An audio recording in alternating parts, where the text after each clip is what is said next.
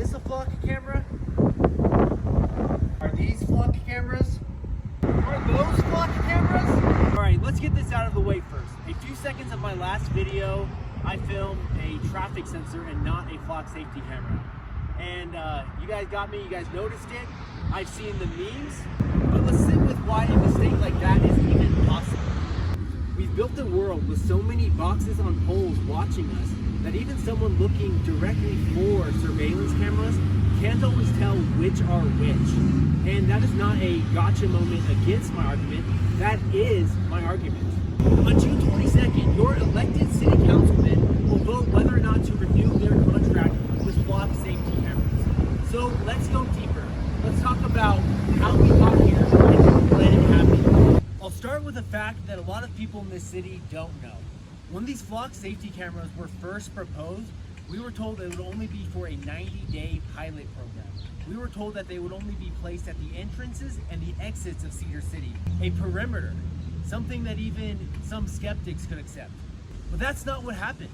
Instead, they're deployed across town, throughout the city, not at the edges, everywhere.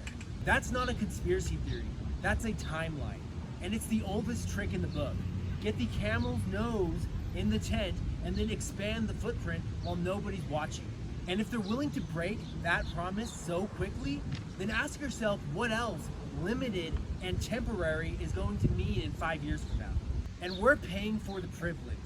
Almost $157,000 a year for just 44 cameras that most residents never voted for and never asked for. $160,000 is not a rounding error in a small town's budget like ours. That's real money spent on infrastructure that this town didn't request, and it's expanding way past the boundaries that most of us were told that they would respect. And here's the question that should keep you up at night.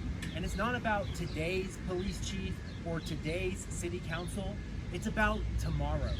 When the technology exists to make comprehensive 24/7 surveillance possible, then what is to stop some future elected official?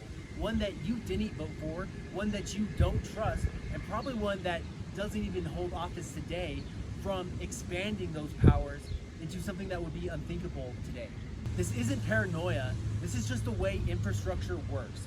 Once these cameras are up, once the data pipeline exists, it doesn't just go away when these elected officials who put it here are out of office. It belongs to whoever holds power next. And flock safety isn't hiding where this goes.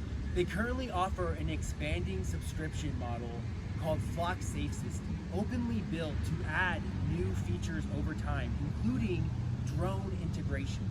So today, these flock cameras might scan your license plates, dents, bumper stickers, scratches on your car, but the platform is explicitly designed to grow as new technologies emerge. In China, a nationwide surveillance network consisting of hundreds of millions of CCTV cameras, facial recognition, biometric data, AI analytics, and smartphone tracking to implement something called predictive policing, wherein the AI systems that are continuously analyzing these massive data streams are able to label certain individuals as suspicious and then preemptively silence dissent and massively restrict their ability to travel freely. The question has never been whether we trust the people implementing this technology today. The question is whether we trust the people that we're going to be handing this technology off to in the future fully operational. Because once it's built, it does not get uninstalled, it gets upgraded. Let's rewind to the 2020 pandemic, contact tracing, vaccine passports. Show us your phone before you walk in the door or get on a plane. A lot of conservatives, rightly, looked at that and said absolutely not. And not because they didn't care about public health, but because they saw the shape of the thing. A permanent tracking system justified by some emergency that would not stay contained to the emergency. That instinct was correct, and the principle behind it doesn't stop applying just because the politicians pushing it have changed. Whether you're a conservative, an independent, or a liberal, if the thought of the government tracking you through your phone makes you uneasy, then you should be uncomfortable with the government tracking you through your car on every street 24/7, permanently expanding towards drones. This was never a right versus left issue. It's a consistency test. And a lot of people cheering on these flock cameras would fail that test if you swapped out license plate for vaccine passport. And now, the same tech billionaires that were behind that push, the ones that were silencing dissenters and deplatforming people for misinformation online, are the ones pushing this nationwide surveillance infrastructure today.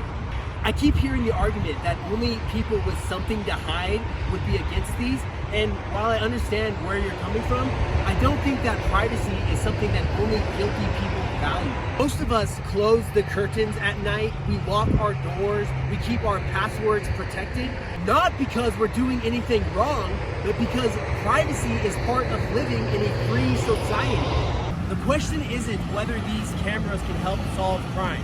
They can. The question is, what safeguards exist to prevent misuse, abuse, and mission creep with the data they collect? News stories about crazy cops stalking their ex-girlfriends or foreign intelligence agencies hacking these kinds of cameras are just a few examples. In a constitutional republic, the burden isn't on citizens to justify why they want privacy. The burden is on the government to justify intrusions into that privacy while respecting due process and our civil liberties. And here's something that the surveillance crowd doesn't want you to think about. The problem that they claim to be solving already has better, cheaper, and non-invasive solutions sitting on the shelf. You want fewer people speeding through your neighborhood?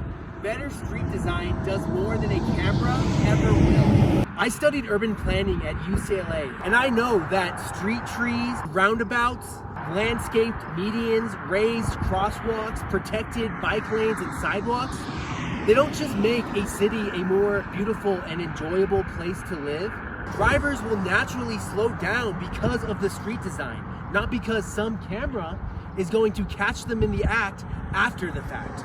You want less crime? The research isn't complicated. Prosperity and opportunity reduce crime. I currently work for the state of Utah with incarcerated youth, and virtually every single person that I work with has one thing in common, and that is poverty. A town with good jobs and a future for its kids doesn't need a camera on every corner to stay safe.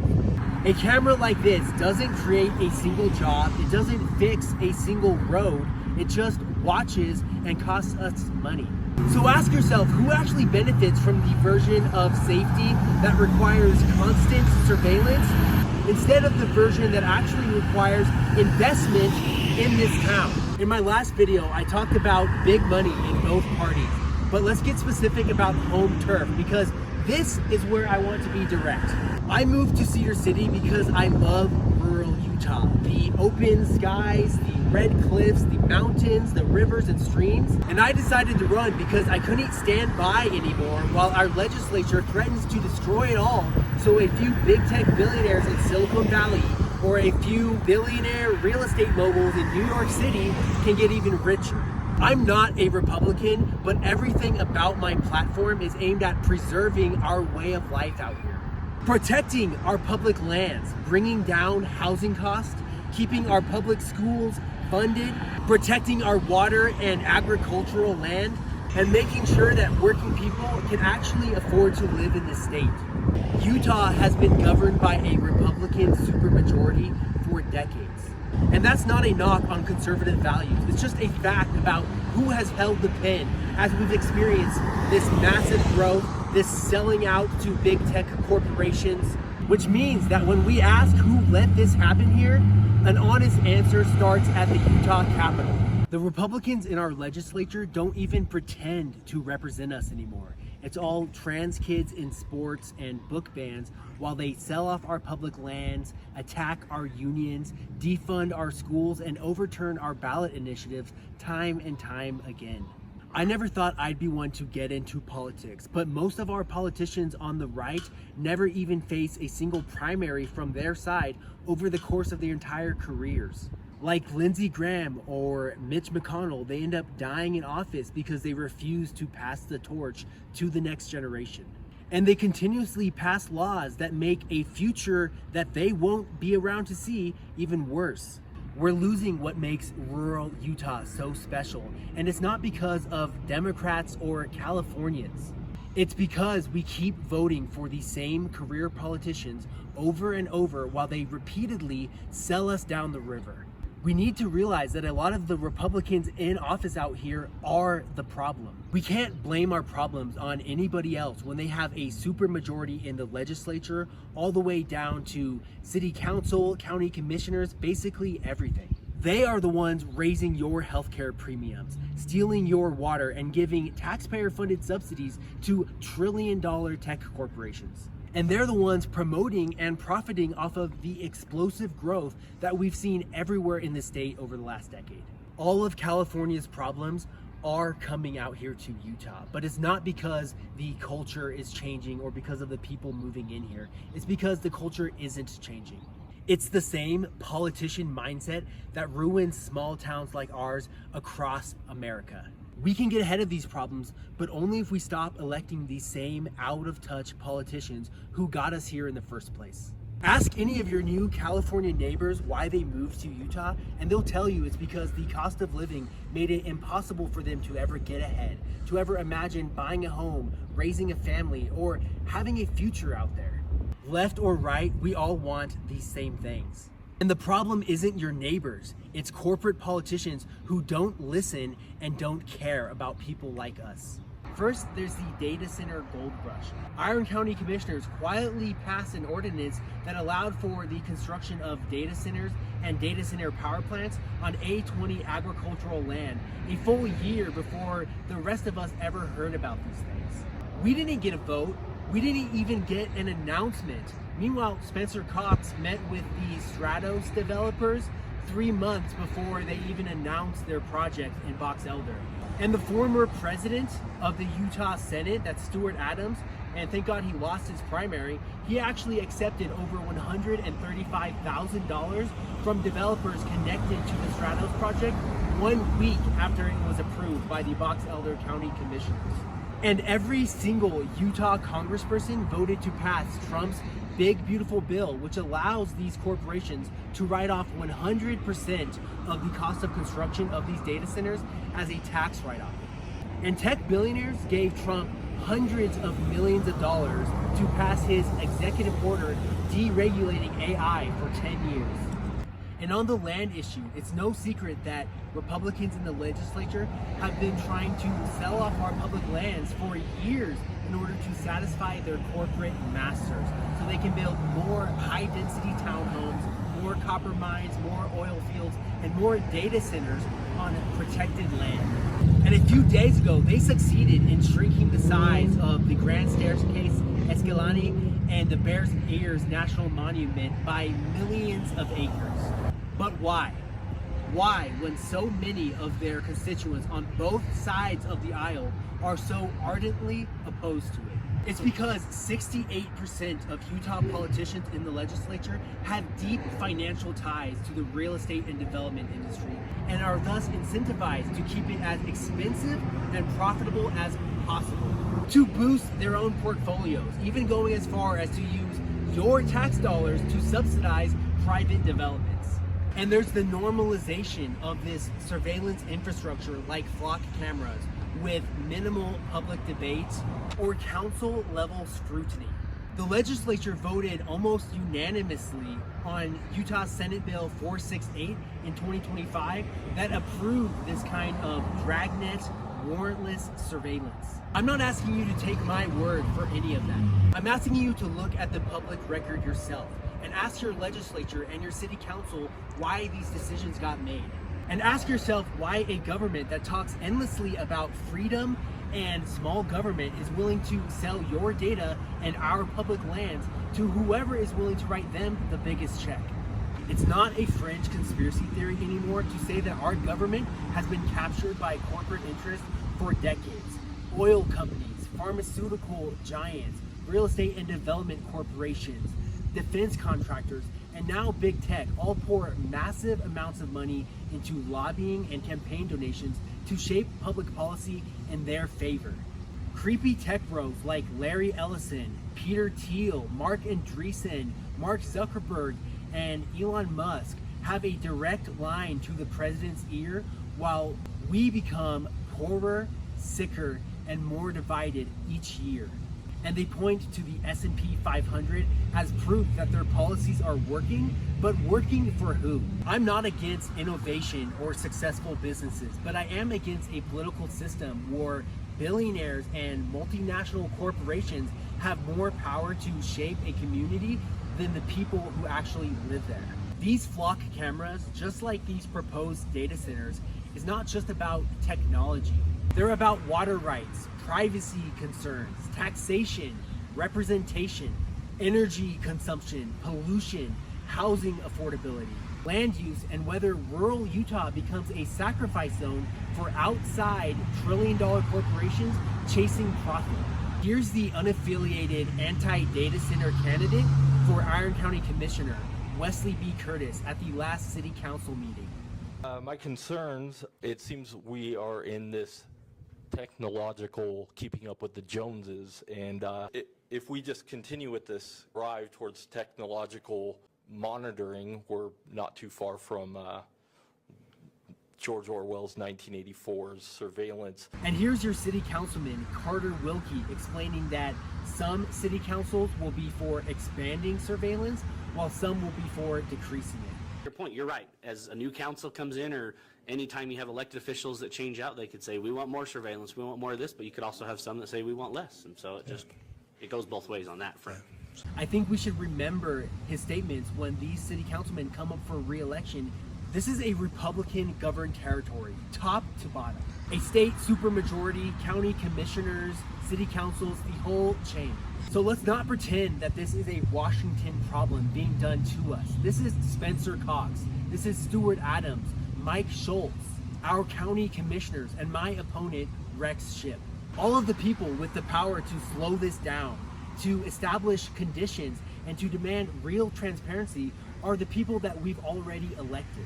If small government means anything, then it has to mean asking these hard questions before your water table and your power grid and your land and your night sky and your privacy is signed away to some shadowy big tech company that most residents can't even name.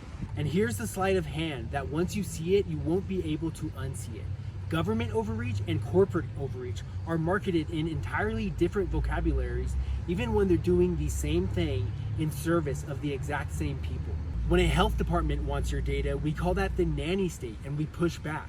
But when a private corporation wants to sell AI cameras to your local police department, or they want to buy up water rights and change land zoning for a data center, we're told that that's just the free market and to get out of the way. Same loss of control over your life either way, different marketing budget. Real conservatism was never trusting concentrated power just because it wore a corporate logo instead of a government seal. It's suspicion of any unaccountable power over the individual, public or private. It's the Constitution as a guarantee, yours by right, rather than some favor handed down by whoever's paying off your politicians. But I'm not interested in just being the guy who's mad on the internet. Here's what I'll actually do if I'm elected as your representative. A sunset on all surveillance technology. No camera runs forever anywhere without a regular public vote. A hard line against mission creep. If a project is proposed for entrances and exits, then it stays at entrances and exits, or it comes back to a public vote.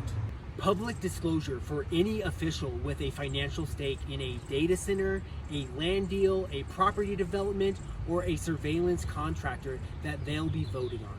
Real transparency and a water and power impact review before any future hyperscale data centers get approved in this county, not after residents have to fight for a hearing. And a guarantee that 100% of the power that these data centers consume will be renewable energy. And finally, reversing the flock rollout in this district. Full stop, data deleted. Freedom isn't the lesser of two evils in a two-party system. It's the standard that you hold everybody to, the government official and the billionaire. the out-of-state developer, and your county commission. I got a camera mixed up with a sensor, I'll own that. But what I won't get wrong is the bigger question. Who is watching you? Who's building the infrastructure to watch you more? And who in our county approved this before any of us actually got a vote or a say? My name is Thomas Loveheart, and I'm running for the Utah House of Representatives because Utahns deserve representatives who fight for everyday voters and not just donors, lobbyists, and tech oligarchs. Utah families in this district should have more power than Silicon Valley shareholders, and right now they don't. I've been called a communist, a Marxist, a libertarian, a fake Democrat, a secret Republican, a Chinese asset, sometimes all in the same week, and usually by people who haven't actually read my platform. But you can learn all about who I am and what I stand for on my website at voteloveheart.com. I'm just a working class, paycheck to paycheck public employee and homeowner here in Cedar City who believes in what our founding fathers fought to build and what they were fighting against. I know that money is tight for everyone right now, and that's something that my campaign aims to change. But if you believe that a better future is possible for working families in this state, then please consider donating to my campaign, because this is as grassroots as it gets, and I can't do it alone. Anything is appreciated and everything helps.